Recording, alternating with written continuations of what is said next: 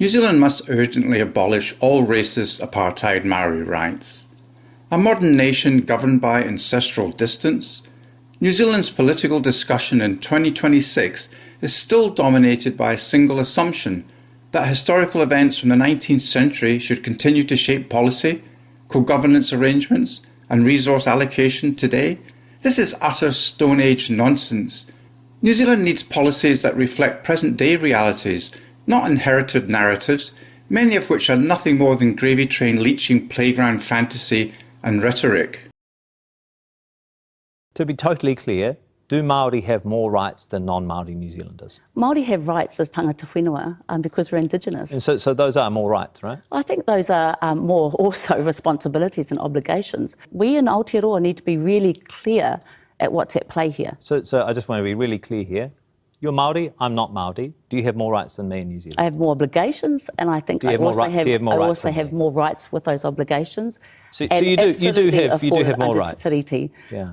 So do you think then, if Te tiriti guarantees a carve-out for Māori specific rights, do you think that if we are to form modern New Zealand on a constitutional basis around Te tiriti o Waitangi, that we have different standards of citizenship? We have different expectations and different rights, absolutely. One of the most striking facts about New Zealand is how far removed its population is from the world of 1840. Over at least 90% of New Zealanders have had no direct involvement with historical Māori communities, and over 90% of Māori themselves are of mixed ancestry. This raises a legitimate question: how long can a nation organise its political structures around events that the overwhelming majority of its citizens are genealogically and culturally distant from? Can you not see and understand the stupidity? Racist apartheid. New Zealand is drifting further and further into racist apartheid identity-based governance that no longer reflects the lived reality of Kiwis. Co-governance, separate health systems, different political structures and so on may have been conceived as mechanisms of redress, but they are increasingly becoming abhorrent, destructive, racist apartheid policies. New Zealand cannot sustain this nonsense without creating irrecoverable long-term damage, division, resentment and confusion about what it means to be a New Zealander. Urgent attention. New Zealand has to urgently stop trying to embed racist ethnicity into governance in ways that affect public services, resource rights, political authority, and destroys social happiness.